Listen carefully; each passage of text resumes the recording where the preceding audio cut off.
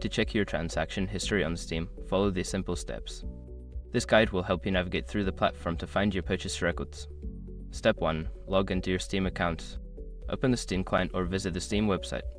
Enter your account credentials to log into your account. Step 2. Access your account details. Once logged in, click on your profile name located at the top right corner of the screen. From the drop-down menu, select Account Details to access your account settings. Step 3. Find Purchase History. In the Account Details section, scroll down to find the Store and Purchase History section. Click on View Purchase History to see a list of all your transactions. Step 4. Review Transaction Details. You will see a list of your purchases, including games, DLC, and other transactions. Click on any specific transaction to view more details such as the date, amount, and payment method used.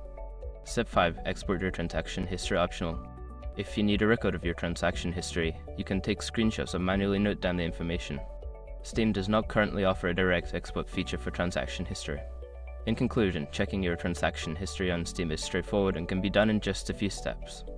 Regularly reviewing your purchases can help you keep track of your spending and manage your account effectively.